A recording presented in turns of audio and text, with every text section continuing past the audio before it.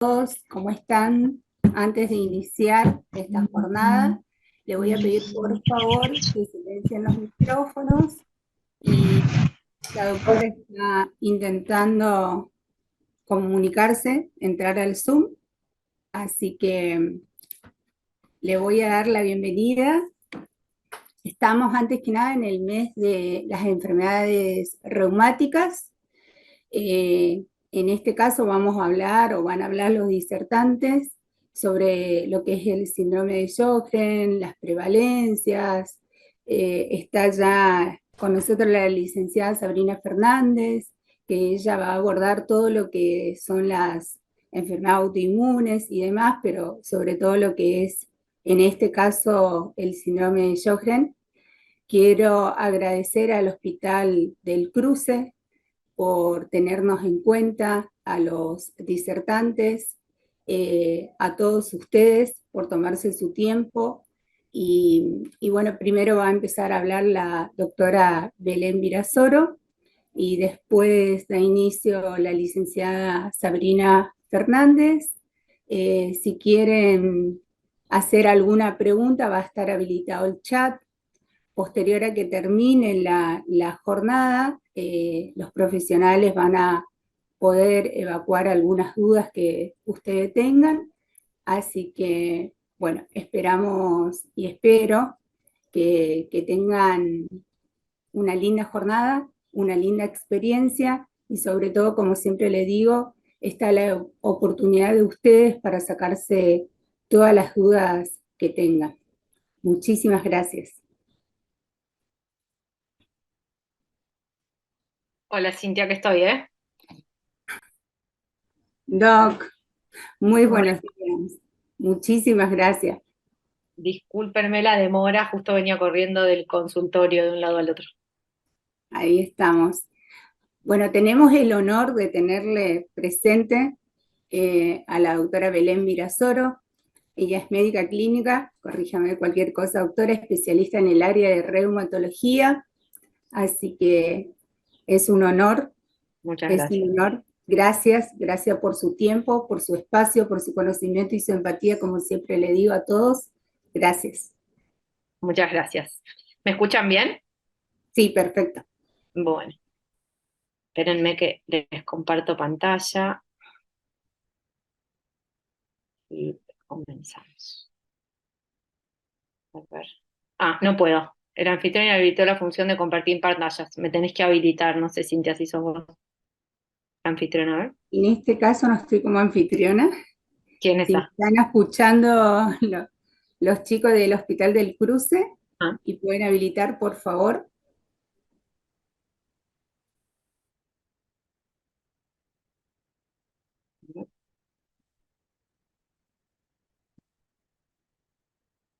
ahí va, ahí puedo. Esperen un segundo.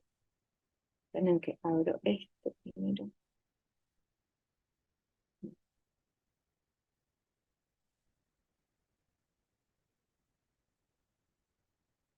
Ahí va.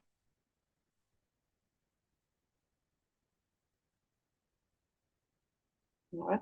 Ahí pueden ver en presentación. Sí, sí. ¿Se ve bien? Bueno, Muy bien. bueno, buenas tardes a todas. Supongo que la mayoría serán mujeres. Eh, Muchas gracias por la invitación. Gracias siempre por darme lugar para participar. Eh, y en realidad un poco la idea de hoy, yo preparé unas diapositivas como algo explicativo, en realidad un poco como guía pensando en también charlar con ustedes. Y un poco en ese pensar charlar con ustedes es que yo les pedí algunos testimonios o cuál era su eh, nada, sus desafíos, ¿no? Que era lo que Cintia me había planteado al inicio, también para conocer un poco cómo son sus vivencias y poder también volcarlo en la presentación y si en algún momento quieren abrir, no sé si se puede abrir los micrófonos, pero hablar o preguntar, me parece que es un lindo espacio para hacerlo. Eh, yo le puse vivir con Sjögren porque me parece que cuando uno tiene cualquier enfermedad crónica, estas enfermedades crónicas atraviesan la vida de las personas, ¿no? Nuestro lugar desde el consultorio médico está evolucionando, me parece que a medida que pasan las generaciones de médicos y de formación eso va mejorando, pero desde el modelo más tradicional de la medicina, el momento de la consulta era para ocuparse puntualmente de las consultas a lo que refería diagnóstico, examen físico, medicación y no mucho más, y me parece que tenemos que empezar a tener una mirada un poquito más amplia. Y Cintia me planteó un poco cuáles eran los desafíos de vivir con Sjögren, que era la idea de esta charla, y para empezar les quiero decir que para mí esta charla es un desafío. ¿Por qué es un desafío? Porque si yo tuviera que preparar una charla para otros médicos o como estamos acostumbrados a hablar los médicos, probablemente así empezaría mi presentación, que no voy a hablar de todo esto, pero porque iríamos a lo biomédico, ¿no? Entonces yo les estaría contando todas las vías de celulares que hay afectadas, y la generación de autoanticuerpos que está por acá, y bueno, entonces uno piensa, el síntoma es por esto, y yo quiero bloquear tal vía, entonces bloqueo acá, y así lo trato. Pero me parece que esto se queda corto, que está bueno que o que lo entendamos o que lo podamos simplificar, pero me parece que está bueno que podamos identificar síntomas, identificar cuáles son los síntomas problema, ver qué opciones de tratamiento hay desde todas las esferas. Después por suerte tenemos a alguien de nutrición, pero desde la parte farmacológica y desde lo que no es farmacológico, y un poco busqué en la literatura y en base a sus testimonios ver, bueno, ¿y qué pasa con los otros aspectos que el remedio o la consulta médica tradicional no puede cubrir? Eh, entonces, ¿quién es el Sjögren? ¿Quién es el Sjögren que llega a nuestra vida? ¿Cómo se presenta? ¿Qué es lo más frecuente? Y qué es lo más problemático, ¿no? Lo importante, yo siempre empiezo diciendo, es que esto es una enfermedad autoinmune sistémica. Ya me habrán escuchado definir esto. ¿Y qué quiere decir autoinmune sistémica? Pero es una palabra media así como pomposa. Pero lo que pasa acá es que nuestro sistema inmune se desarregla de alguna manera y empieza a reconocer cosas que son propias como cosas ajenas, ¿sí? Nosotros estamos preparados para poder defendernos del exterior que nos enferma, virus, bacterias, hongos, esos son los ejemplos contra los cuales luchamos, pero nuestro sistema inmune también lucha contra cáncer, por ejemplo. Así que tenemos como un sistema de vigilancia que es muy eficiente para poder sacarnos de encima estas cosas que nos vienen a molestar.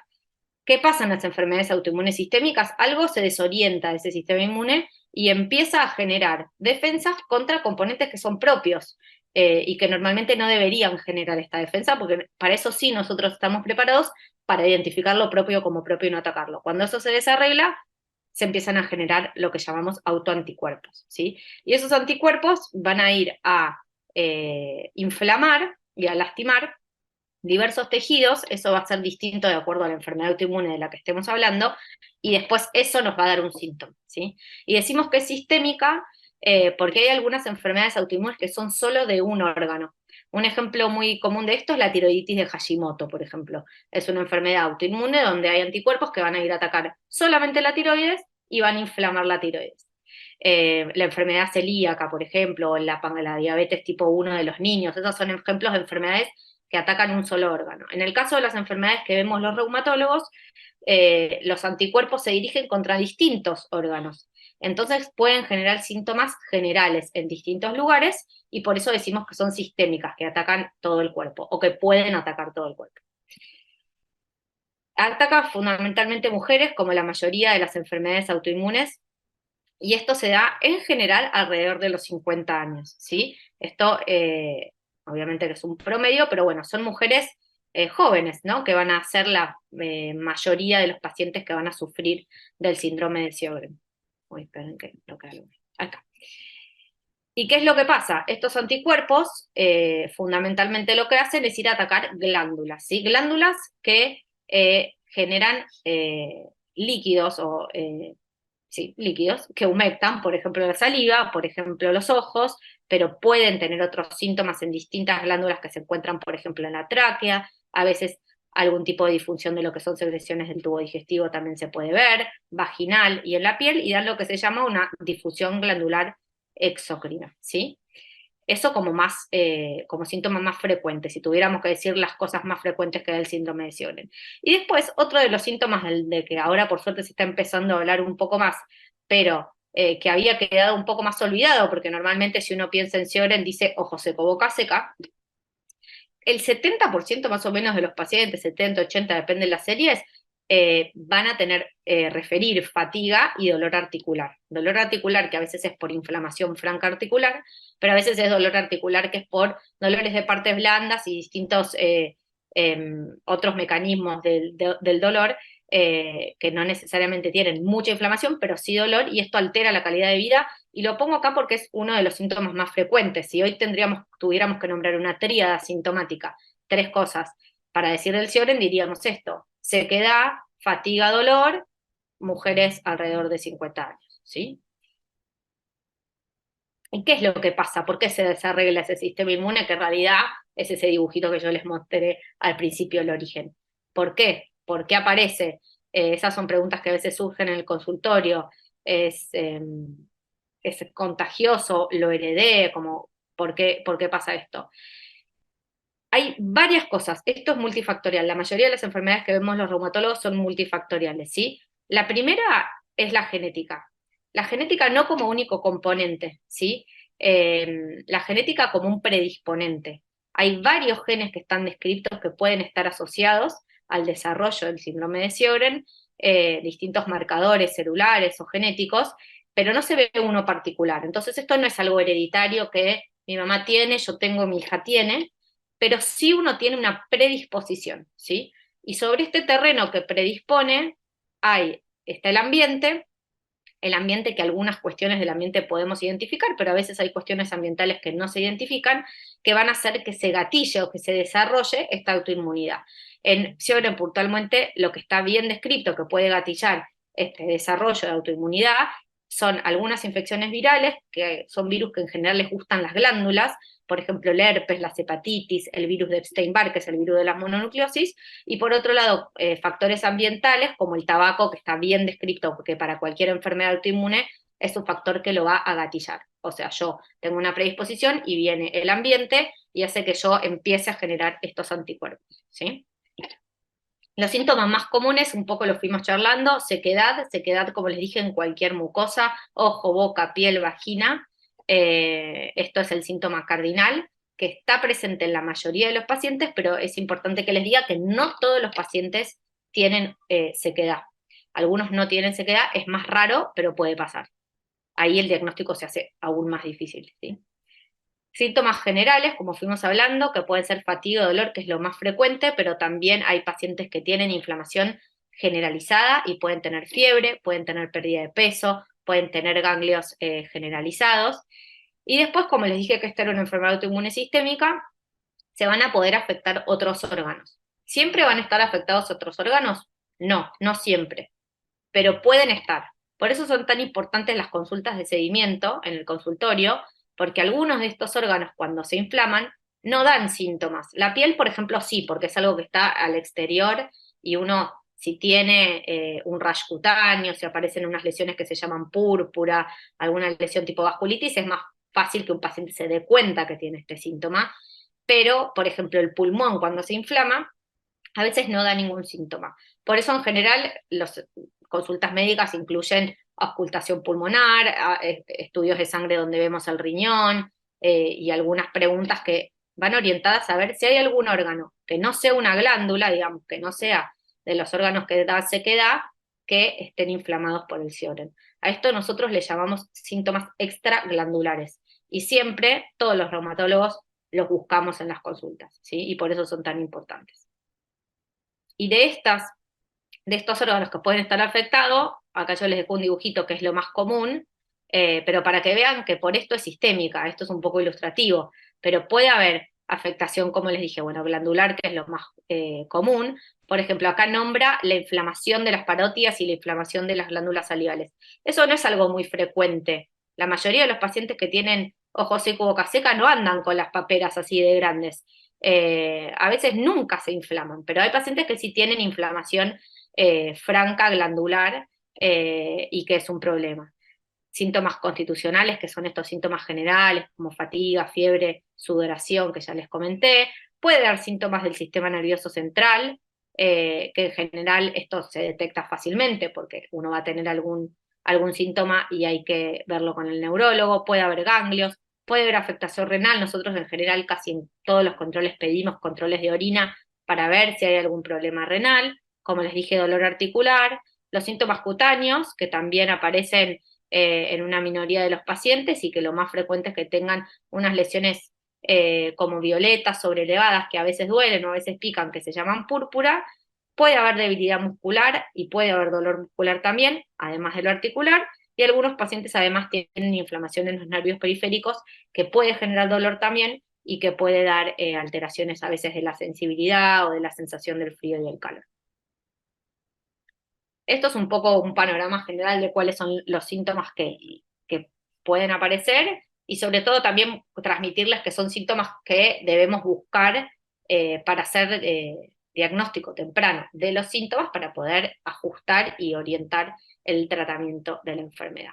Bien, entonces, me voy a tomar un poquito de agua. Se me seca la boca a mí también.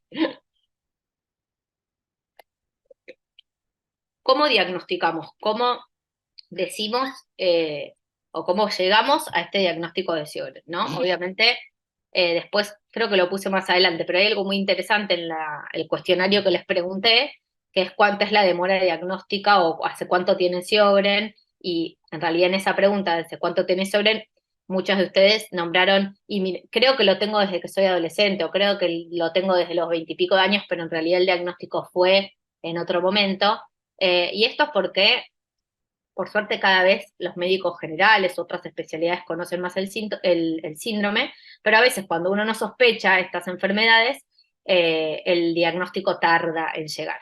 Y este diagnóstico, ¿cómo se hace? Se hace en base a los síntomas.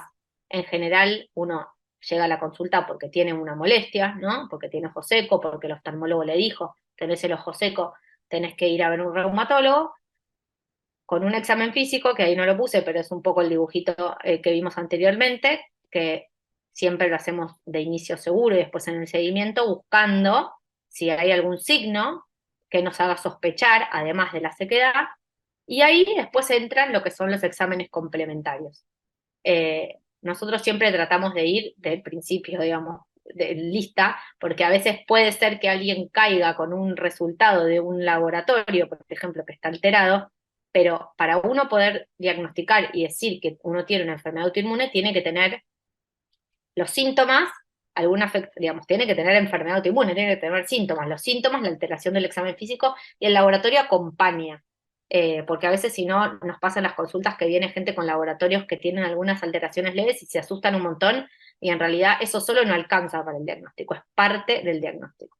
Y dentro de estos exámenes complementarios vamos a tener dos partes. Una parte que es la del análisis de sangre, que un poco tiene dos objetivos. Por un lado, ver esto que yo les decía, ver si algún un órgano interno está afectado, ver si hay inflamación generalizada, ver cómo está el riñón, ver cómo está el hígado. Y después ver si hay anticuerpos, esos anticuerpos que yo medio en chiste les mostré, digamos, el dibujo inicial, pero eso, ver si ese sistema inmune desarreglado está generando anticuerpos, anticuerpos que son propios del síndrome de Sjögren. Esos anticuerpos, los más famosos y los más característicos, son el anti-Ro y el anti-La, que me imagino que algunos de ustedes ya los conocen, pero no es otra cosa que ver esto, ver esta inmunidad desarreglada que genera un anticuerpo que yo puedo ir a dosar al laboratorio y que son anticuerpos que son los que después van a atacar mis glándulas, ¿sí? Eso por un lado, y eso lo buscamos siempre en el análisis de sangre. Otro anticuerpo que está presente, es un tipo de anticuerpo, es el FAN, que está positivo, que el FAN es un anticuerpo que, si ya lo oyeron nombrar, está presente en varias enfermedades autoinmunes, no es exclusivo del Sjögren, pero que forma parte de los anticuerpos que están presentes, ¿sí? Algo que me gustaría aclararle respecto a los anticuerpos es que a veces uno espera, o sea, nosotros no esperamos en realidad que los anticuerpos mejoren cuando uno hace el tratamiento. Los anticuerpos son marcadores de autoinmunidad, pero en esta enfermedad puntual no quiere decir tener muy alto el anticuerpo o muy bajo el anticuerpo que la enfermedad esté mejor o esté peor. Probablemente las que tengan anti-Ro positivo vayan a tener anti-Ro positivo toda la vida, y si se lo siguen dosando, yo en general lo doso en la primera consulta y después casi que no lo vuelvo a pedir, porque no me habla de que la enfermedad esté despierta o esté dormida, o que esté peor o que esté mejor. No son marcadores para hacer el diagnóstico. Eso en cuanto al análisis de sangre.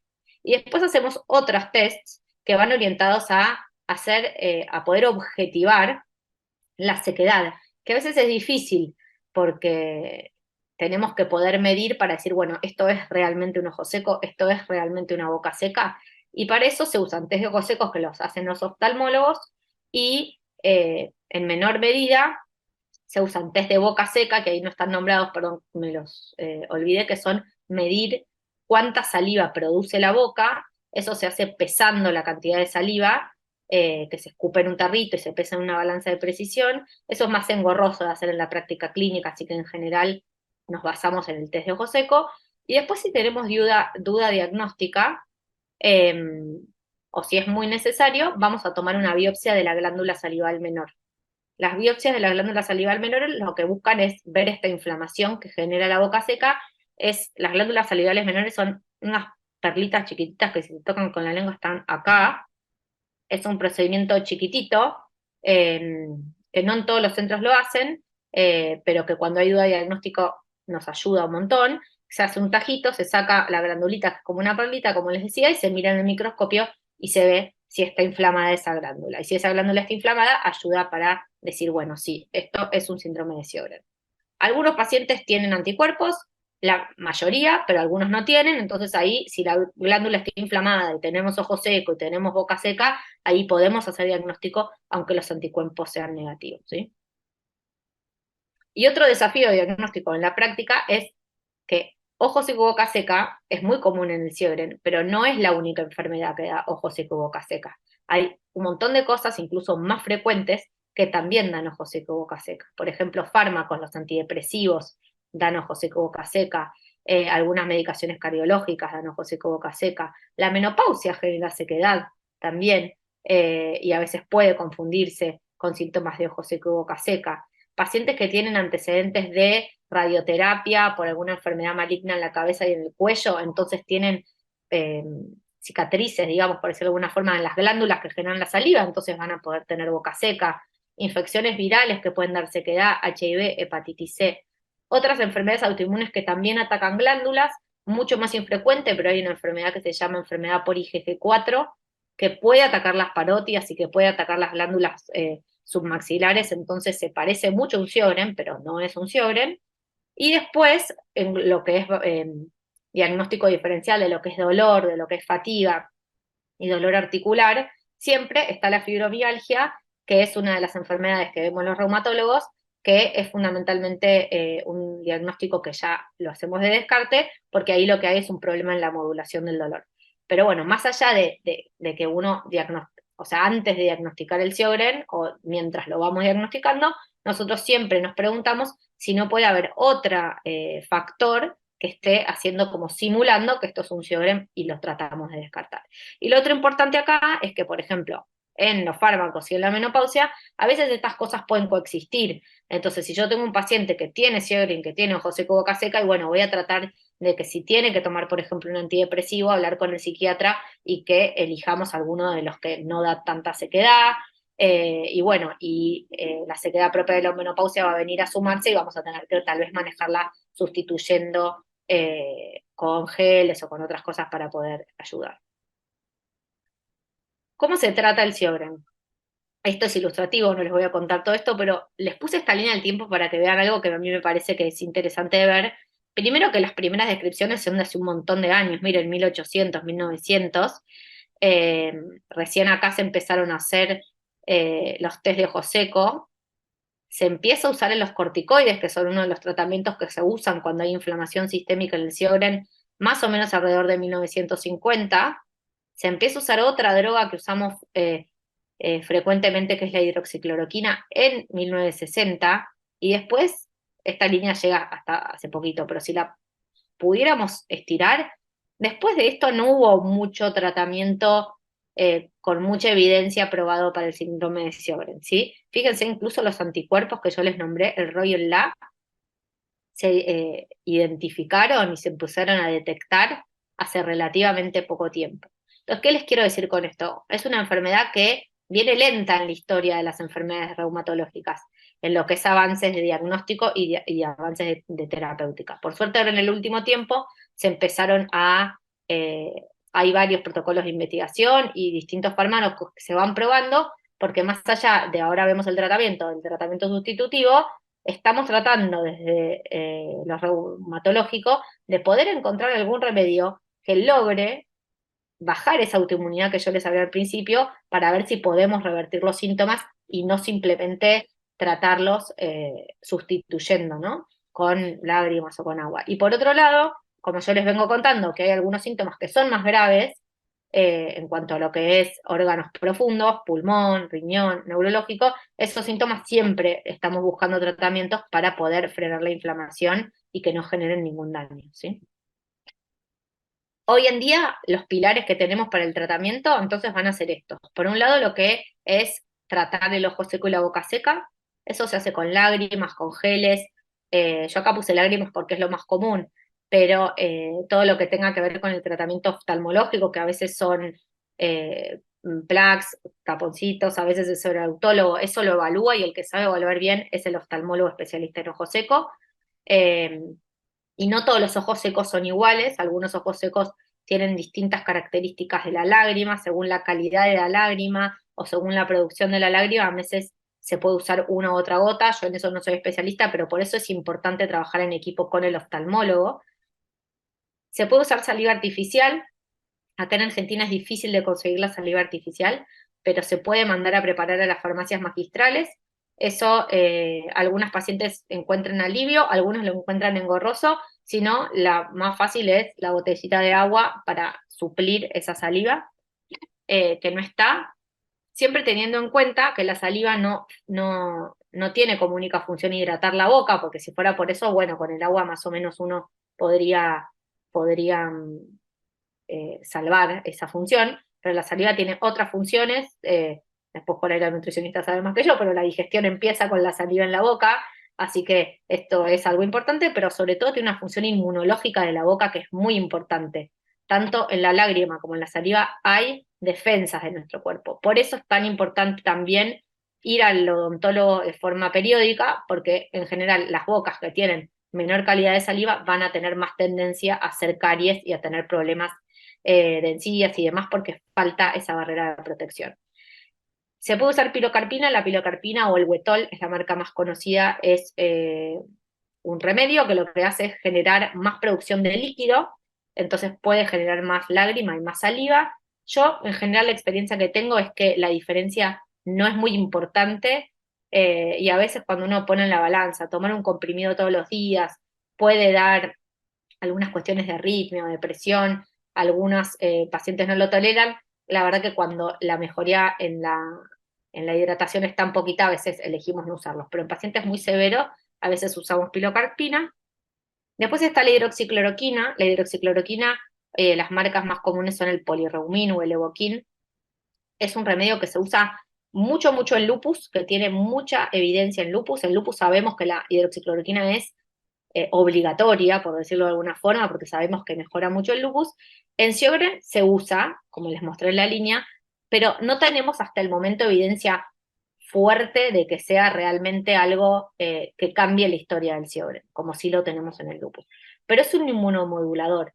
Entonces, lo que hace es modular esta inmunidad, como arreglarla un poquitito, no la logra arreglar del todo, pero arreglarla un poquitito, y con eso algunos síntomas, puntualmente los articulares, por ejemplo, o a veces algunos síntomas que están en el laboratorio, en el análisis de sangre, a veces los glóbulos blancos están un poco bajos, y como les digo, el dolor articular mejoran con hidroxicloroquina, así que esta es una herramienta que también tenemos para usar. Los corticoides, por supuesto, esto en general lo usamos cuando hay síntomas en órganos profundos, como les dije, neurológicos, pulmón, riñón, a veces cuando hay síntomas en la piel. Para el ojo seco y la boca seca, los corticoides la verdad que no tienen mucho uso porque normalmente no mejoran con corticoides el ojo seco y la boca seca, y como algunos de ustedes ya conocen, los corticoides tienen sus eventos adversos que una vez se trata de evitar, guardamos esta herramienta que es muy buena como inmunosupresora, pero para los síntomas más severos. Y después, inmunosupresores como familia de remedios, que en realidad son remedios que bajan la inmunidad, que se usan en un montón de enfermedades autoinmunes, Y no hay ninguno que sea exclusivo del Sjögren. Lo que vamos a ir haciendo, si es necesario, es elegir alguno u otro de acuerdo al síntoma que esté presente. Por ejemplo, si yo tengo un Sjögren que tiene mucha inflamación articular, elegiría, por ejemplo, el metotrexato, que es un inmunosupresor que es muy bueno para desinflamar las articulaciones, que es, por ejemplo, la droga que se usa en artritis reumatoidea. En cambio, si hay algún compromiso del pulmón, elegimos a veces otros remedios, ¿sí? Pero esto es muy artesanal y lo vamos a ir eligiendo paciente a paciente, de acuerdo al síntoma que tenga. Y para sumar confusión a todo este lío de tratamiento, esto se los dejo para que sepan dónde estamos, ¿sí? Estos son actualizados, de ni siquiera tan actualizados, fíjense, 2015, 2020, pero hay muchos más.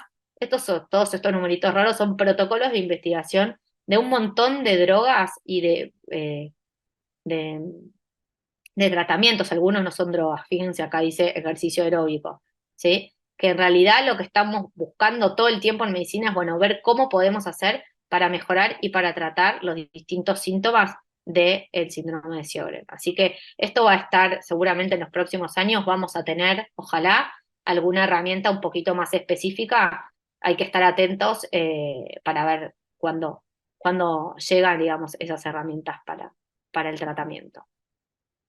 Y esto es un poco digamos, lo que dicen los libros o lo que dicen los papers o lo que aprendemos desde la Facultad de Medicina, pero hay otra parte, que es lo que vemos nosotros los médicos en el consultorio y los que ustedes trajeron a mi cuestionario, que es qué pasa, ¿no? Más allá del libro. Eso para dar una clase para los alumnos está muy bien, pero ustedes que tienen la enfermedad y que nos puedan reportar síntomas, a veces cuando uno lee un trabajo científico y después ve un paciente en el consultorio, se da cuenta que el trabajo científico va por un lado y lo que me dice el paciente va por el otro. Porque hay un montón de síntomas que a veces no los conocemos porque no los preguntamos los médicos, pero a veces son difíciles de detectar. Es muy fácil para mí darme cuenta si alguien tiene brotado la piel, pero por ahí no es tan fácil para mí darme cuenta cuánta fatiga tiene un paciente. Entonces, si buscamos, esto yo busqué de datos de literatura de Estados Unidos, hay unos tipos de scores, como de cuestionarios que buscan valorar lo que nosotros llamamos outcomes o resultados reportados por pacientes. Cada vez más en reumatología empiezan a haber trabajos que buscan, además de buscar resultados, por ejemplo, no sé, que mejore un valor de laboratorio o que mejore una articulación que estaba inflamada o que mejore la cantidad de lágrima, que serían datos más que se pueden medir por un test. Hay ahora cuestionarios en varias enfermedades que buscan esto, ver qué pasa con lo que reporta el paciente de su enfermedad. Porque los tratamientos sirven, si a mí me mejoran, por ejemplo, la lágrima, pero, o si yo te digo, mira, te va a mejorar en 0,3 mililitros la lágrima en 6 meses. Y bueno, por ahí ese estudio parece que mejora, pero por ahí para tu calidad de vida, que 0,3 mililitros más de lágrima no te cambia la vida. Entonces, es importante que los tratamientos también vayan dirigidos a mejorar los síntomas y la calidad de vida. Y en la literatura, entonces, norteamericana, ¿qué reportan los pacientes que tienen Sjögren? Bueno, la mayoría reportan síndrome seco, Zika es síndrome seco, ojo, boca seca o más frecuente. Como les dije al principio, la mayoría reporta fatiga y la mayoría también reporta alteración de la calidad de vida, ¿sí? Así que esto es importante también para trabajar, ¿sí? Eh, Eso es un poco el resumen de lo que buscan los trabajos y yo, buscando en Latinoamérica no hay mucho, por eso también les pregunté a ustedes, porque es importante saber, conocer qué pasa en nuestro medio, en nuestra población. ¿Y qué es lo que ustedes me contaron? Bueno, esto es un poco para resumir. ¿Quiénes contestaron esta encuesta? Lo que venimos viendo no pasa muy diferente a lo que vemos en el mundo. Somos mujeres, había un varón, el resto todas mujeres. Son mujeres las que tienen Sjögren en su mayoría. Eso es igual en Argentina que en el resto del mundo. Y la edad promedio, fíjense, que fue alrededor de 50 años, que es un poco lo que está reportado en los libros. Eh, Hay algunas de las que contestaron esta encuesta que tenían enfermedad hace muy poquito, pero hay muchas que tienen enfermedad hace mucho tiempo y como les dije, muchas refirieron que tenían síntomas desde antes y que el diagnóstico fue tardío. Eso me parece importante para concientizar y poder hacer diagnóstico temprano. Y en los distintos aspectos que fuimos preguntando encontramos estos desafíos o estos problemas que se les presentan, que son más allá del ojo seco y la boca seca, ¿sí? que siempre están nombrados, por supuesto, porque es el síntoma más frecuente, pero hay dolor, hay cansancio, hay sequedad, esto que no es exclusivo del Sjögren, pero que me pareció súper importante que salga en la encuesta, que es cuando uno tiene una enfermedad crónica, ir al médico es una carga, porque no es ir al médico una vez porque tuve una angina y se me pasó y nunca más volvió el médico, sino que son controles periódicos, que a veces al principio de la enfermedad son más frecuentes. Esto hay que, digamos, tratar de charlarlo. A veces yo algunas consultas las hago muy juntas y a veces por ahí algunas cosas las dejo pasar para que no sea tanta carga, pero siempre hablen con sus médicos para ver cómo se puede hacer para que esto no sea un impedimento para ir a la consulta y que no sea una cosa más dentro de ya todo lo que afecta a las enfermedades crónicas en la vida. Falta de planificación, que a veces tiene que ver con el dolor y que tiene que ver con la fatiga, y algunas nombraron falta de comprensión del entorno, que me parece que estas actividades y las actividades que ustedes generaron con los programas de televisión son re importantes, porque concientizando al resto de la población se van a concientizar las familias y se va a concientizar el entorno para poder entender que, bueno, por ahí hay días que uno tiene fatiga, días que uno está mejor, días que uno está peor, y que eso no depende de la voluntad, sino depende de que hay una enfermedad crónica subyacente. Parecido para la vida laboral, me llamó la atención mucho desempleo, malas condiciones en los trabajos en lo que respecta al cuidado de la ventilación, en las pantallas y un montón de cosas que afectan al Sjögren, al ojo seco, de vuelta a la fatiga, el dolor. Y esto que es importante, que muchas enfermedades nuestras tienen, que son a veces problemas de concentración que son sutiles, pero que pueden afectar la vida personal y la vida laboral, y que está bueno que las nombremos y que las desidentifiquemos. En cuanto a la vida familiar, había de todo, familias que las acompañan y que las ayudan y que las sostienen, y otras familias que por ahí no están tan informadas o que no se dan cuenta de las necesidades de los pacientes. Esto que también yo también veo muchas pacientes con lupus y justo ahora estoy leyendo sobre maternidad en lupus, que es súper interesante, que es un tema que se repite, que es las expectativas que tienen los pacientes sobre los cuidados de la familia, el cuidado de los hijos, el cuidado de los padres, el cuidado de un montón de cosas que esto está bueno que lo hablemos porque a veces es silencioso, que es lo que les carga a ustedes no poder cumplir la expectativa que tiene el resto respecto a determinados aspectos. Eh, la carga por el tiempo en los controles médicos, que afecta tanto lo laboral como lo familiar. También alteraciones en la vida de pareja que tienen que ver muchas veces el síndrome seco, ¿sí? Con la sequedad vaginal, eso afecta a la libido, eso afecta a las relaciones sexuales y afecta a la vida sexual, pero eso también puede estar afectado por otras cosas que no son la sequedad, como el cansancio, la fatiga y este problema, ¿no?, de los síntomas invisibles que, si se fijan, atraviesan todas las esferas de la vida cotidiana. Y bueno, la vida social lo mismo, ¿no? Que esto tiene un poco que ver también con lo que les digo de concientizar al entorno. Si nosotros como médicos podemos transmitirles qué es lo que se espera de la enfermedad y ustedes lo pueden identificar y entender y también poder transmitirlo a su entorno, me parece que ahí todas estas cosas se van a empezar a engranar, porque uno sabe que puede tener un día bueno, un día malo, el entorno también lo sabe, bajan las expectativas, baja la carga personal de lo que el otro espera de mí, y eso también ayuda a que la calidad de vida mejore, y eso después impacta en lo que es fatiga, humor y un montón de cosas que también impactan en el dolor, ¿no? Y otros desafíos que fueron surgiendo a lo largo de todas las preguntas es esto de la visibilidad de la enfermedad, que como les dije, por suerte se está haciendo cada vez más visible, pero bueno, todos estos síntomas que no Bien, después son, te cuento todo. Me tengo que hacer un montón. ahí está. Todos estos síntomas que no son tan visibles como tener un brote en la piel generan desafíos en la vida cotidiana, y desde mi lado, para los médicos también generan desafíos porque a veces son difíciles de identificar y son difíciles de tratar.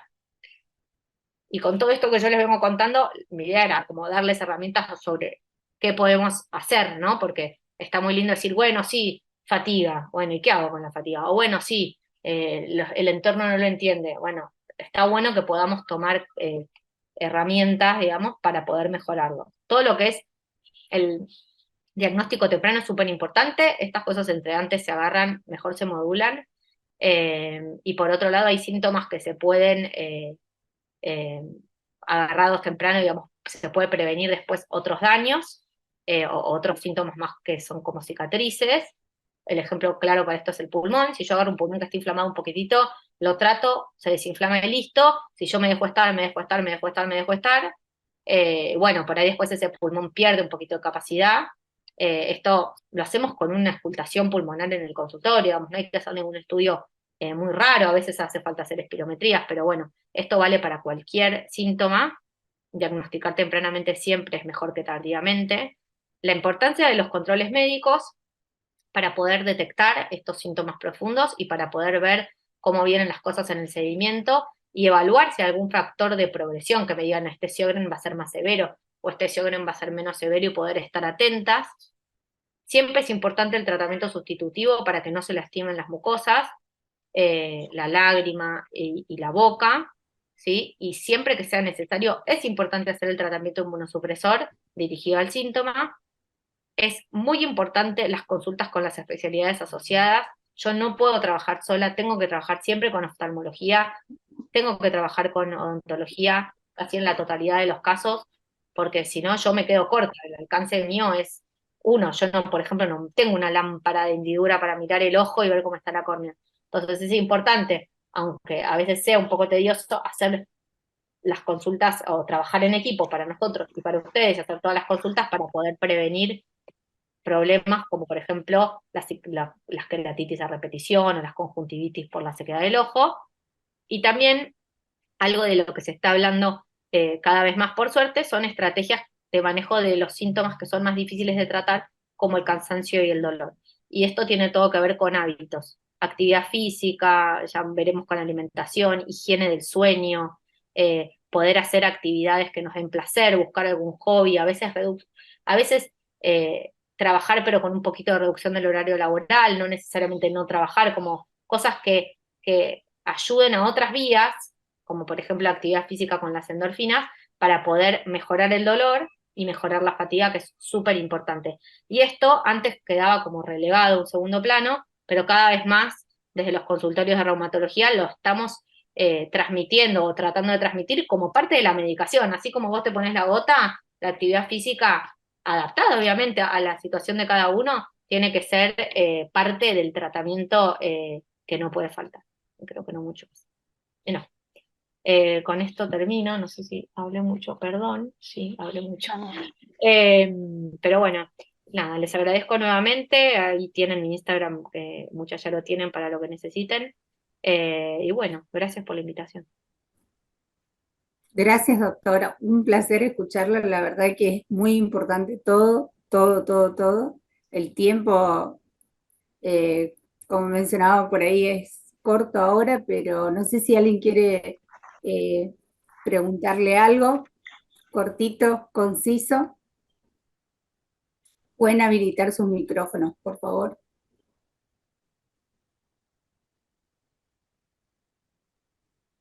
Las dejé mudas. Por ahí después surjan dudas y podemos usar para otra reunión, no hay ningún problema.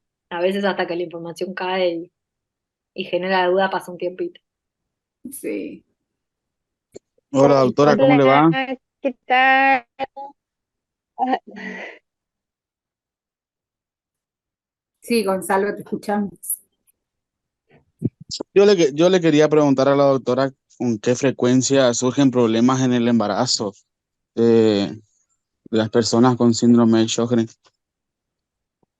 Los problemas del embarazo no son muy frecuentes, en realidad el problema fundamental en el embarazo del Sjögren es que este anticuerpo anti-RHO, ¿sí?, que está presente, es un anticuerpo que pasa a la placenta. Este anticuerpo anti-RHO no está presente solo en Sjögren, está presente en otras enfermedades autoinmunes, y pasa a la placenta, y cuando pasa a la placenta puede dar algunas alteraciones cardíacas en el bebé. Eso es súper importante, estar atentos.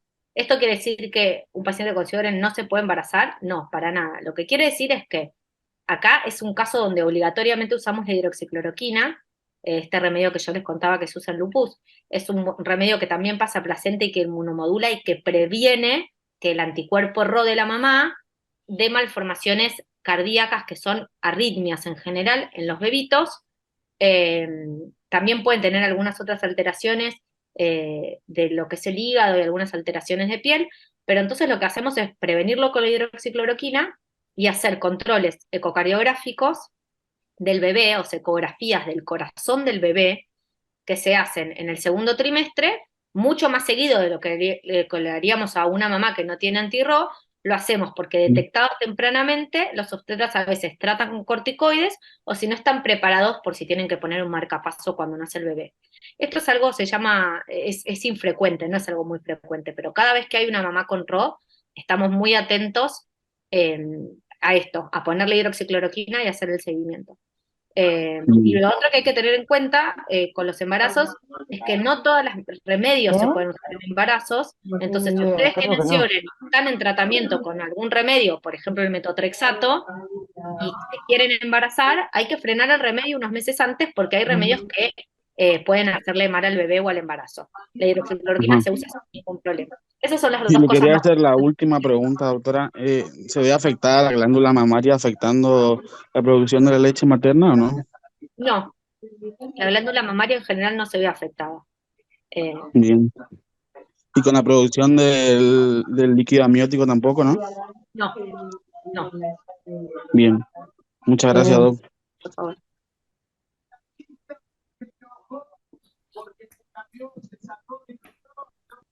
¿Alguna pregunta más?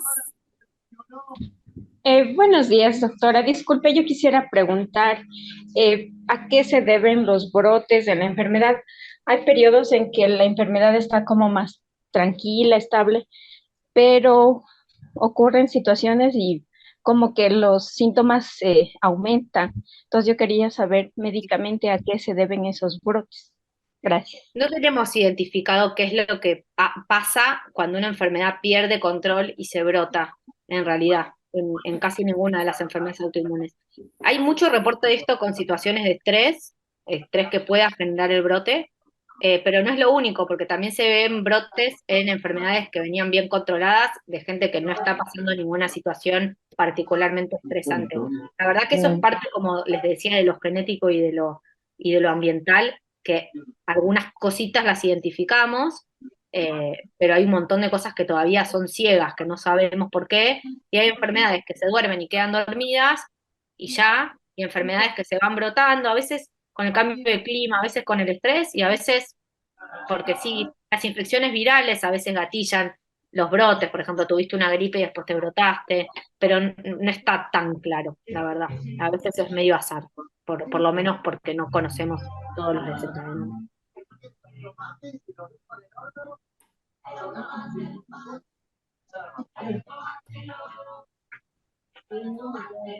Acá hay una pregunta, doctora, que dice, mi hija tiene 25 años, hace un año que le diagnosticaron. Mi pregunta es, a cada rato se le inflaman lo que son las parótidas, tiene muchos problemas en los ojos y no encuentra un buen especialista y se enferma a repetición con mocos, afonía y gripe. Como les decía, las parótidas no es tan frecuente, pero a veces se inflaman y eso sí hay que tratarlo a veces con corticoides para desinflamar. Y siempre hay que evaluar y estar seguros de que no hay otra cosa que esté inflamando las parótidas. A veces hay piedritas que se ponen en las parótidas y que pueden inflamar. Eso hay que evaluarlo con el reumatólogo. Los problemas en los ojos, sí o sí tenés que buscar un especialista en ojo seco. No todos los oftalmólogos saben hacer ojo seco. Son algunos los que realmente saben hacer ojo seco y hay que encontrarlos y ir a ver a esos. Y a veces lo que puede pasar es que, ojo, que la afonía y la cuestión de la gripe, que por ahí es tos, no se hace quedar en la mucosa. Y acá veo que hay una pregunta abajo, la sequedad en la boca y en todo lo que es laringe y faringe puede afectar como uno traga, puede dar tos por sequedad de las cuerdas vocales, puede dar difonía por sequedad de las cuerdas vocales, así que a veces hay que ver bien si esos síntomas no son más de lo mismo, y bueno, y ver cómo los manejamos dentro de las herramientas que, como vieron, no son demasiadas hoy en día para poder manejar la sequedad. Pero sí puede haber problemas gástricos y de deglución por este tema. Bueno, muchísimas gracias, doctora. Como usted mencionaba, ahí está el Instagram. Yo voy a seguir haciendo publicaciones a nivel de las redes, tanto en Facebook como en las otras redes sociales, donde pueden contactarle a la doctora. La facultad. Un placer, doctora. Muchísimas gracias por su espacio, por su conocimiento y por abocar justamente todo esto que usted sabe. Y ojalá estos ensayos clínicos que mostraba usted pronto salgan, porque la verdad necesitamos muchísimos. Yo soy paciente, así que estamos ahí a la lista de espera para que podamos tener una mejor calidad de vida. O en fin, que desaparezca definitivamente lo que es este síndrome.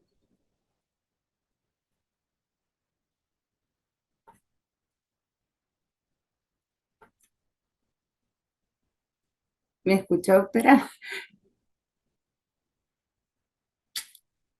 Abrazos y gracias por su tiempo. Un besito gigante. Y bueno, ahora le damos la bienvenida a la licenciada Sabrina Fernández. Ella es nutricionista en el área antiinflamatoria y nutricionista clínica y antiinflamatoria, perdón. Bienvenida, licenciada. Un placer nuevamente tenerlas con nosotros y en esta oportunidad junto con el Hospital del Cruce. Bienvenida. Hola a todos, muy buenas tardes. Gracias, Cintia, por esta posibilidad nuevamente. Ya estuvimos anteriormente charlando meses anteriores. Bueno, yo me presento, yo soy la licenciada Sabrina Fernández, soy licenciada en nutrición. Tengo la especialidad en todo lo que es enfermedades metabólicas y autoinmunes. Trabajo en Buenos Aires, porque no llegué a leer de dónde están conectados, pero bueno, yo soy de Buenos Aires, de zona sur, y también realizo consultas online.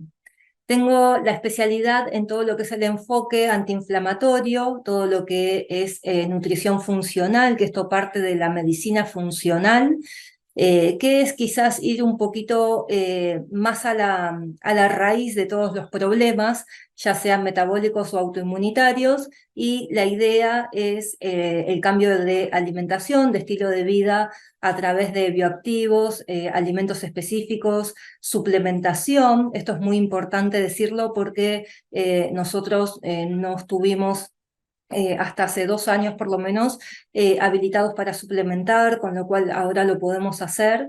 Y en este enfoque esto la verdad es que se vuelve buenísimo porque podemos trabajar de forma coordinada, obviamente con médicos reumatólogos, como decía Belén, esto de no estar tan solos.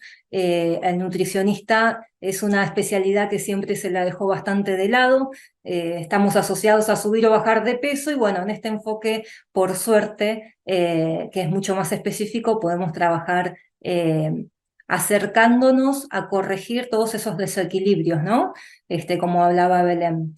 El tema en las enfermedades autoinmunes, sobre todo en lo que es, en realidad, las sistémicas, como decía Belén, y también las locales, ¿no? El Sjögren quizás es más sistémico, de hecho lo es, con lo cual no hay tantas herramientas como ella recién lo decía, pero en el enfoque alimentario nosotros lo que vamos a trabajar es una alimentación siempre de base antiinflamatoria. Después, según la condición, o a veces hay muchas asociaciones, porque también tenemos pacientes con el diagnóstico del síndrome de Sjögren y puede haber tiroiditis de Hashimoto, que es bastante común quizás a otras autoinmunes, o a veces hay lupus también, hay artritis reumatoidea. Bueno, vamos a tener que trabajar de manera más específica con quizás todo lo que es la parte de suplementación.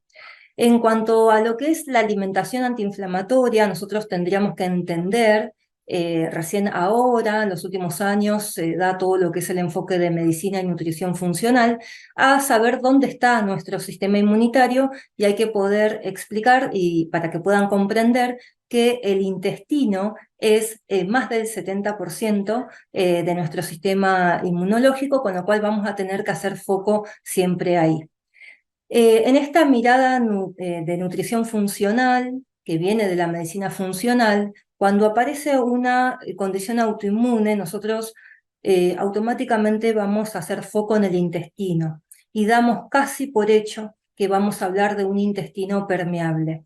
El intestino permeable, para que ustedes tengan idea, es un intestino que de repente empezó como a desprender sus vellosidades entre sí, no atrofiarlas, porque si no esto sería ya una celiaquía, sino que se ve que hay ciertas proteínas que están unidas entre sí, como si fuese el cemento al ladrillo, como para que ustedes lo puedan comprender, que mediante un gatillo, algo que detonó, empezó a despegar esas uniones entre sí y este intestino se vuelve quizás más poroso.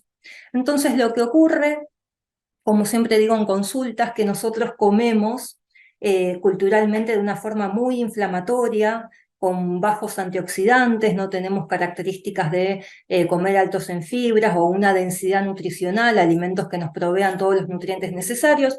Lamentablemente la vida, digamos, moderna y occidental nos lleva a cosas rápidas,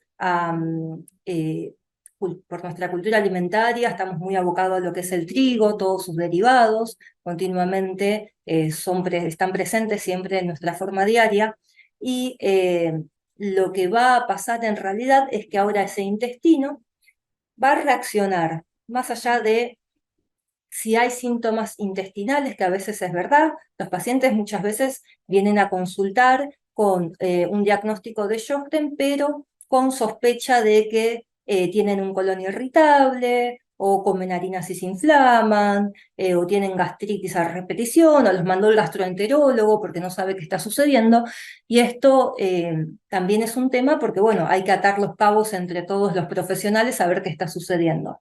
Entonces, cuando aparece un autoinmune, una condición autoinmune, tenemos que hacer foco en el intestino, ese intestino que va a estar poroso, va a reaccionar a moléculas muy grandes. Y entre ellas vamos a tener proteínas alimentarias que están presentes en lo que es el gluten, que es la proteína del trigo, avena, cebada y centeno, y la lactosa y la caseína A1, que es propia de los lácteos de vaca. Con lo cual, cuando un paciente viene con una condición autoinmune, y esto yo también lo trabajo para Sjögren, es retirar esas moléculas, se arma un protocolo de alimentación antiinflamatoria, y lo que se hace es retirar por lo menos de 2 a 3 meses todo esto que puede estar perjudicando, ¿no?, al intestino, para reforzar esa barrera. En definitiva, lo que tenemos que hacer es limpiar bastante el terreno para poder rearmar nuevamente esas uniones en las vellosidades intestinales, y de esta manera que este sistema inmunitario que está alojado allí pueda funcionar cada vez mejor. Esto obviamente va a estar asociado sobre todo a disminuir los síntomas, ¿sí? Quizás, como dijo la doctora, es muy probable que los anticuerpos sigan estando siempre positivos, capaz que se modifican, puedan ir disminuyendo, pero la realidad es que hay algunas autoinmunes donde los anticuerpos vienen en baja cuando hacemos esta reparación intestinal, y hay otros que quedan positivos, ¿sí? Lo que yo veo en la práctica, sí, en la práctica clínica, es que modificando la alimentación del paciente, los síntomas pueden disminuir, y esto la verdad que es buenísimo, ¿sí? Una alimentación antiinflamatoria, limpiando el terreno, tenemos que sacar el gluten, con lo cual se va a comer sin TAC, y el paciente empieza a cuestionar que no es celíaco quizás, y que por qué va a comer parecido al celíaco. En realidad se retiran esas moléculas, ¿no? Como siempre digo, no es que hay que ir corriendo a la dietética a comprar todo lo que sea sin TAC, y los lácteos se retiran o pasan a origen vegetal, ¿sí? Por ejemplo, el consumo de leche de coco, la leche de almendras, quesos vegetales, ¿sí? Se está visto que retirando esas moléculas proinflamatorias, este intestino tiene la capacidad de recuperarse. Reforzar esa barrera de esas vellosidades que están despegadas entre sí, también quizás se meten ahí, o empezamos a hablar de todo lo que es la suplementación, y esto es muy importante. Cuando aparece una condición autoinmune, lo que vamos a buscar es elevar los valores de vitamina D en sangre. Lamentablemente, obras sociales y prepagas están cubriendo por lo menos 1 al año, y dependiendo de la edad del paciente ahora pasó a 2 años. con lo cual, si bien uno suplementa cada 15 días, una vez por mes, no es que la vitamina D va a elevarse, buscamos el mejor esquema, lo busca el reumatólogo, a veces puede ser el endocrinólogo, cuando tratamos, por ejemplo, tiroides de Hashimoto, si no lo puedo hacer yo. La idea acá es que tenemos que optimizar todos los valores lo más que se pueda. Y esto hay que comentarlo y que lo puedan comprender porque no sería entrar en rango de laboratorio. Hay cosas que nos pueden estar por debajo ni tampoco se pueden superar. Pero con respecto a la vitamina D, que es una gran vitamina que va a actuar como hormona y es la principal para inmunomodular justamente el sistema inmunitario, va a actuar siempre a favor de nuestro sistema inmunitario, es elevar esos valores lo más que se pueda, ¿sí? Entonces, en estos enfoques nosotros pedimos, no sé si después lo hablaremos con Belén, por lo menos valores que no bajen de los 40 nanogramos por mililitros de ese dosaje en sangre. A veces los laboratorios, más que a veces, diría siempre, tienen un corte de 20 a 100, con lo cual uno dice, bueno, tengo 22 de valor de vitamina D dentro en rango, entonces creo que estoy bien. La realidad es que en el enfoque de nutrición funcional, el valor de vitamina D tiene que estar dado entre 40 a 45 y quizás lo óptimo llegar a 70. No se desanimen por si tienen laboratorios a mano, porque estamos la gran mayoría por debajo, con lo cual somos muy deficientes de vitamina D, pero esto ténganlo en cuenta que no es justamente entrar en rango, tener 20, 25, 30, porque vienen en la práctica clínica con un valor de 35 y yo voy a insistir en subir esa vitamina D. Que es verdad que se activa con el sol, es verdad que se eleva, pero a veces son tales las deficiencias. De hecho está en alimentos de origen de animal, perdón, también, pero a veces la suplementación, les diré que en la mayor cantidad de los casos tenemos que armar el esquema para poder suplementar e ir chequeando. Por otro lado, toda la sintomatología referida a inflamación, como bien lo dijo Belén, uno de los suplementos que vamos a poner, porque realmente no tenemos la cultura alimentaria de los pescados, no estamos en el Mediterráneo tampoco, entonces el paciente te dice, sí, como quizás pescado una vez por semana o cada 15 días cuando consigo, y acá aparece el omega 3, que es puro del aceite de pescado. El omega 3, si buscamos evidencia científica, está muy relacionado a continuamente inmunomodular. De hecho, va a participar con esa vitamina D también a nivel intestinal para reforzar la barrera y generalmente se suplementa la vitamina D. Perdón, el omega 3. El omega 3 se encuentra bien concentrado en el aceite de pescado, ¿sí? Por lo menos deberíamos suplementarnos con 1 gramo, todo esto lo vemos en la práctica clínica, ¿sí? Vamos a encontrar diferentes marcas, vamos a encontrar que la industria farmacéutica argentina intenta hacer parecer como si fuese ese aceite de pescado, con lo cual tenemos 2 o 3 laboratorios nomás dando vuelta. Sepan que el omega 3 de origen vegetal, que podemos adquirir de venta libre en cualquier farmacia, como aceite de chía, de lino, no se convierte en su totalidad en esos ácidos grasos de omega 3 que quisiéramos, solo en un 7%, con lo cual tomar cápsulas de chía tampoco es un ingreso, digamos, eficiente de omega 3. Acá habría que comer pescado por lo menos todos los días o día por medio o directamente salir a suplementar, ¿sí?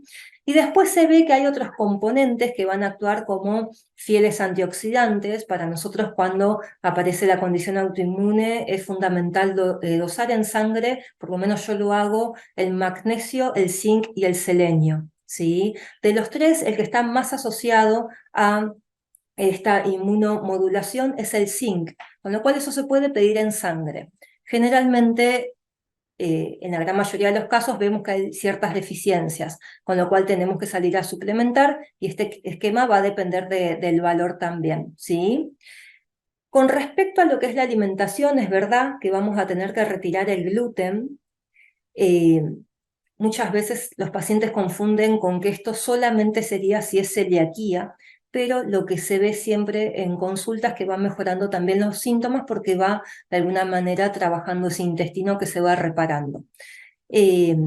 y retirar, como bien dije, los lácteos. Después hay otras cosas que pueden hacer quizás a la cuestión, echar un poco, como yo digo, de leña al fuego, como son todos los productos ultraprocesados, de los azúcares simples, que tienen esa capacidad lamentable de ser absorbidos muy fácil o muy rápidamente, generar alguna,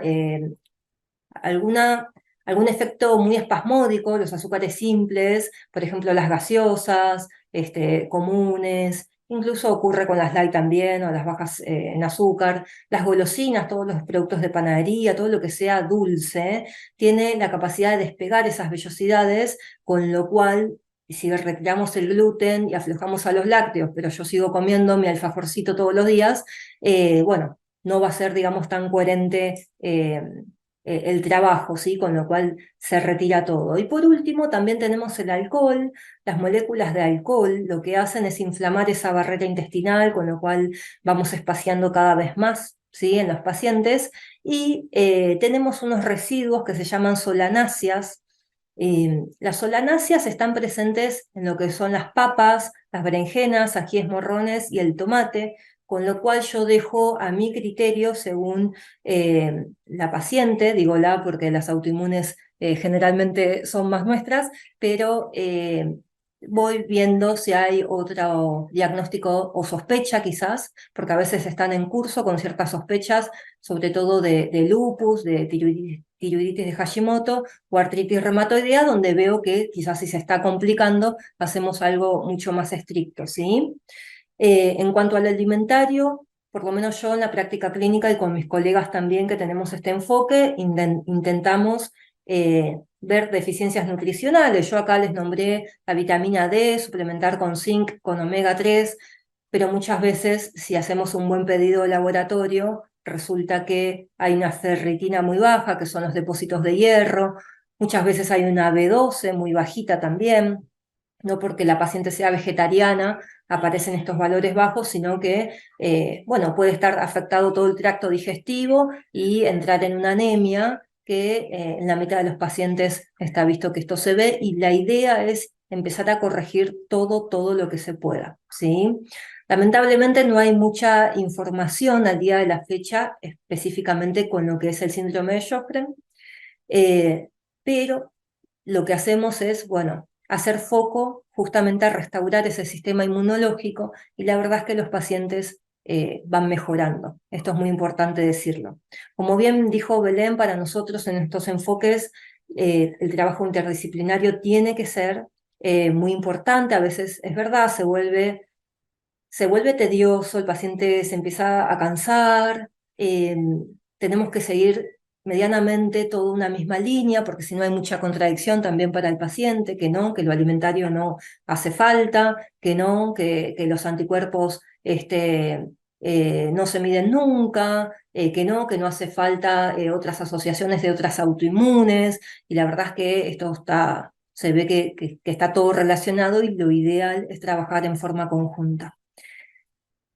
La realidad es que este intestino permeable tiene muchas causas gatillos, con lo cual uno podría decir, bueno, ¿qué le pasó al paciente para que genere ese intestino permeable y aparezca de alguna manera la sintomatología? De a poco se empieza a sospechar. Hay muchas causas, es muy difícil saber en un autoinmune cuándo apareció, ¿sí? Porque a veces los síntomas pueden entrar en remisión, a veces se asocia a otra cosa, a veces desaparece todo, a veces termina apareciendo, haciendo el cuadro cada vez más evidente. La realidad es que hay muchos factores: la exposición a tóxicos, a metales pesados. Un metal pesado o varios son los que se encuentran en el tabaco, con lo cual el tabaquismo, como dijo Belén, es una de las causas también principales. El estilo de vida, el sedentarismo, la desconexión con la naturaleza. Nosotros en estos enfoques hacemos mucho hincapié en todo lo que es mejorar la calidad de vida, eh, todo lo que sea un hobby, algo que nos guste, la actividad física es fundamental. Y en mi práctica clínica yo lo que entrego muchas veces son protocolos para la corrección de lo que es la higiene del sueño, justamente, y lo que es el grounding, que es el contacto con la naturaleza, y el mindful eating, que tiene que ver esta conexión de cómo como cuando estoy comiendo, qué estoy percibiendo al momento de comer y que no sea un trámite. La idea en este enfoque, más allá de retirar lo alergeno, lo que puede estar inflamando y reponer lo que serviría, es mejorar siempre la calidad de vida del paciente. Hay otras autoinmunes que elevan demasiado anticuerpos, con lo cual yo les digo que este enfoque lo podemos, digamos, atribuir a 2 o 3 meses. Muchas veces se da muchos meses más, como ocurre, por ejemplo, un síndrome de Sjögren, quizás asociado a una tiroiditis de Hashimoto, donde aparecen los anticuerpos para la condición de Hashimoto, donde están muy elevados los dos, con lo cual estos protocolos se tienen que extender un poco más. Tengo pacientes con estos protocolos en 6 meses, hay pacientes que lamentablemente tienen 3, 4, hasta 5 autoinmunes en su mismo organismo, con lo cual vamos a trabajar mucho más tiempo, quizás son pacientes que están llevando ya 1 año de este estilo de vida, que les aseguro que cuando todo va mejorando, es poco probable que vuelvan a la alimentación y al estilo de vida, digamos, original. Y esto hay que decirlo. Es un trabajo que necesita paciencia, que necesita contención de todos los profesionales. Muchos de mis pacientes, en una estadística un 70% están con psicoterapia, con lo cual yo también aconsejo para que los puedan acompañar, entender que esto no es que le pasó a uno, sino que hay un gatillo determinante, o muchas veces son varios, o se empiezan a asociar distintas autoinmunes, que la idea es en aquellos que se pueda lograr entrar en remisión, que es como si fuese este estado de latencia, sería lo ideal, o por lo menos remitir y bajar esos síntomas, ¿no? Que están asociados y que lo puedan experimentar. Que la alimentación tiene que ser un pilar muy importante para que ustedes sepan de qué es lo que estoy incorporando, digamos, a mi organismo, qué es lo que puedo estar metabolizando, cómo puedo cambiar los platos, qué conexión tengo yo con la alimentación, qué me significa a mí la comida. Y como siempre les digo, no hace falta estar 8 horas en la cocina todos los días, se puede unir ingredientes de mucha densidad nutricional para ir recuperando, digamos, todas estas funciones. No sé si tienen alguna duda, esto es más a modo informativo. Yo no pude, estoy con otra computadora porque lo iba a hacer desde mi consultorio, no pude presentar, digamos, compartir pantalla, pero bueno, si necesitan información, me pueden ir preguntando. Buenos días, doctora. Disculpe, yo quisiera preguntar, ¿la incidencia de las grasas en las autoinmunes también tiene una incidencia directa o es más bien aparte de los alimentos que mencionó como el gluten y los lácteos? Gracias. Hola Sofía, ¿cómo estás? Mira, las grasas, nosotros tenemos un gran problema por la clasificación. Generalmente, digamos, de este lado del mundo, todas las grasas son malas, con lo cual esto no es así. De hecho, hay grasas, las podemos clasificar en grandes rasgos, en saludables, no saludables. Las grasas no saludables van a ser aquellas que son las grasas trans, y generalmente son grasas oxidadas o hidrogenadas que están asociadas siempre a cosas ultraprocesadas, cosas al paso, asociadas siempre a harina, o la carbograsa, como se llama, que esto es esta mezcla de harina con algo que lleve esta grasa oxidada, con lo cual todo termina siendo proinflamatorio. Pero por otro lado tenemos las grasas que son saludables, incluso tenemos grasas saturadas que son saludables, como ocurre por ejemplo con el aceite de coco, que a veces se le hace muy mala fama, y después las poliinsaturadas, porque tenemos grasas saludables en la palta, en las aceitunas, en el aceite de oliva, también en las semillas, en los frutos secos, que cuando buscamos investigación también o evidencia científica sobre cómo puede ser la alimentación para el síndrome de Sjögren, generalmente también está asociado a lo que es alimentación mediterránea, porque justamente va a ser la más antiinflamatoria, que es bajar el consumo de azúcares, bajar el consumo de harinas, y aumentar automáticamente el consumo de grasas saludables, que son las que mencioné. Y por otro lado tenemos algo más específico que era lo que yo les nombraba, ¿no? Estos protocolos autoinmunitarios que trabajamos en consulta para, aparte de hacer una mediterránea, bueno, suplementar en caso que sea necesario y retirar momentáneamente el gluten del trigo, avena, cebada y centeno y los lácteos de vaca. Pero las grasas, según la calidad de lo que se consuma, van a estar clasificadas como buenas o malas. Las buenas que te nombré, sin problemas, mis pacientes comen palta a medida que se pueda acceder, aceitunas pueden comer todos los días, sus preparaciones son todas con aceites de oliva o para cocción aceite de coco, que anda muy bien, que no se oxida, es la única grasa que por más de que tome temperatura va a quedar igual. Y esto no sucede con los aceites amarillos. Si uno hace ahora su almuerzo y va a rehogar con cebolla, morrón, un aceite y va a colocar un aceite amarillo, ya les digo que ese aceite omega 6 es prooxidante, es muy inflamatorio. Entonces, bueno, tenemos que dar todas estas recomendaciones, ir haciendo los cambios para que puedan ir aprendiendo, digamos, de todas estas técnicas.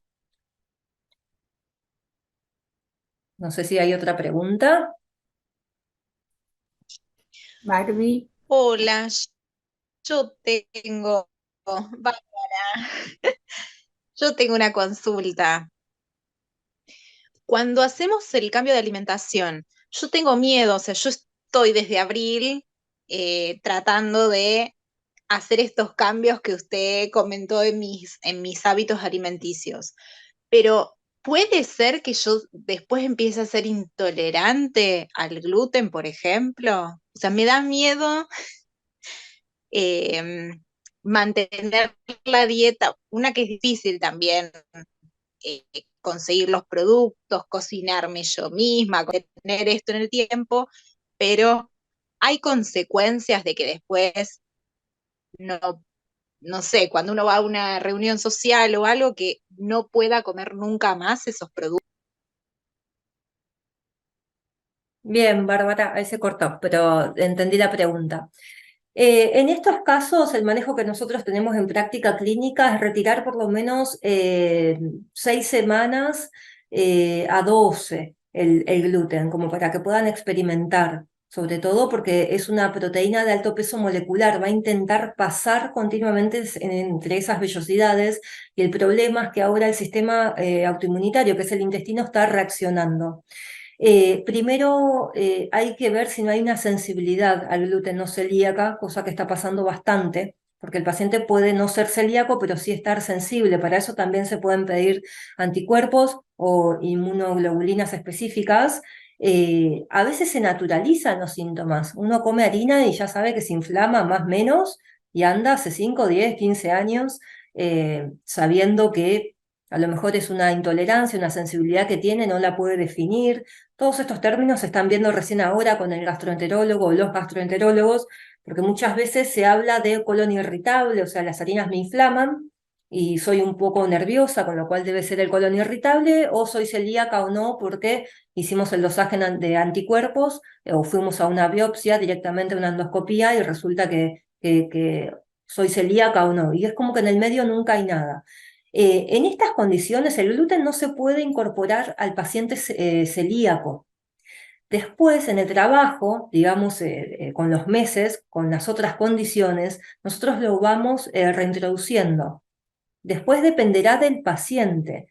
No tengo a nadie que nunca más comió gluten. Por la vida social y por las complicaciones de tiempo, una cosa es hacernos unos fideos todos los días porque no hay tiempo, o no llegué a la verdulería para ir a combinar un poco de verduras al plato, y otra cosa es, bueno, cambios a fuentes de carbohidrato, entonces ahora quizás elijo un arroz, elijo una papa, un boniato, que son fuentes también de carbohidratos, no es que todo tiene que ser siempre harina, y me dejo esa opción quizás para el fin de semana. Entonces esto también es muy subjetivo. Hay pacientes, ya te digo que si comes con miedo te va a caer mal. Si vos pensás que el gluten te va a inflamar un sábado a la noche en una pizza, ya diste por hecho que va a caer mal y va a caer mal. Pero no es que nunca más o nunca más aparece el lácteo de vaca. ¿Sí? Eso lo vamos viendo en la práctica clínica con cada uno de los pacientes. Mil gracias, clarísimo. Bueno, me alegro, Bárbara. ¿Alguien más tiene alguna pregunta? Yo te quiero agradecer, Sabrina, súper claro, me reinteresa este tema. Los médicos sabemos muy poco de alimentación, son consultas que a mí me llegan como muy frecuentemente y la verdad que no tengo muchas herramientas para responderlas. Sé como yo, que hace unos años como muy saludable y sé que me siento mejor yo, y sé que hacer fideos o hacer un omelette es lo mismo de tiempo, digamos. En realidad es como Exactamente. encontrarle la vuelta a veces.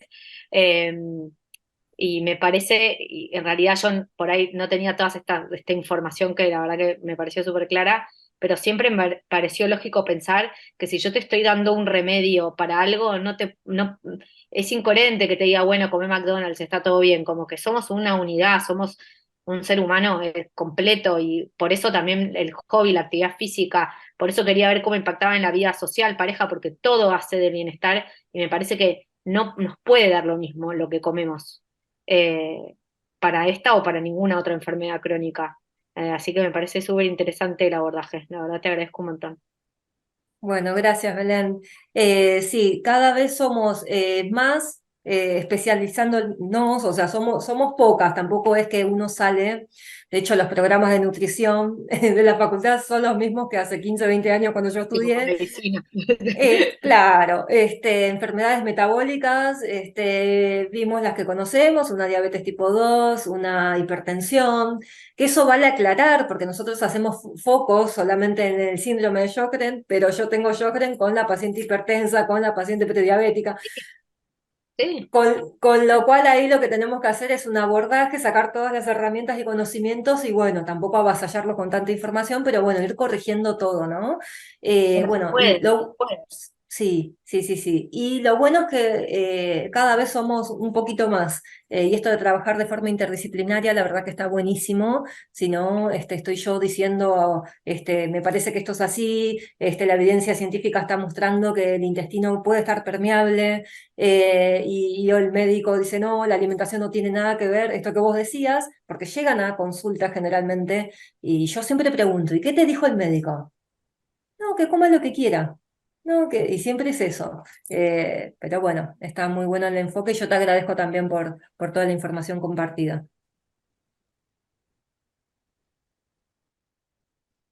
Qué genial las dos. No hay palabras. Bueno, es un placer. Bueno, a la doctora Belén, no la conocía, bueno, personalmente no, pero en forma virtual. Ella estuvo en varios canales de televisión. Eso fue algo muy importante, como ella resaltó, que esto se visibilice, no solo esta patología, sino todo lo que son las EPOF. Y bueno, a la licenciada Sabrina Fernández también agradecerle, esta es nuestra segunda charla, que ella está y siempre ahí con su disposición y con todas sus herramientas y demás. Tiene algunos pacientes del grupo de Sjögren argentino que está ahí consultándole, así que muchísimas gracias, valoro muchísimo su tiempo.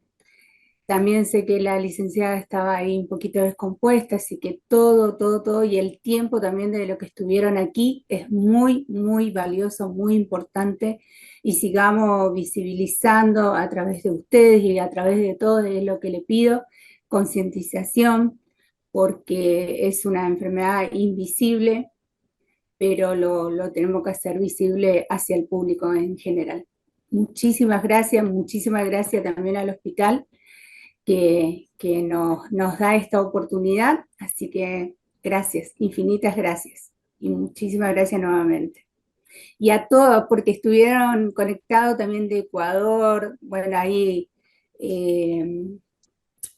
perdón, de La Pampa, Santa Rosa, La Pampa, Corrientes, y en fin, de Buenos Aires, zona sur, y bueno, no llegué a leer todo el chat, pero en fin, de diferentes tipos de provincias y países. Gracias. Gracias, Buenísimo. gracias. Un aplauso Gracias a para todos. ustedes. Gracias, Lau. Gracias. Gracias, Cintia. Gracias. Nos vemos pronto. Si Dios quiere. Hasta luego. Gracias.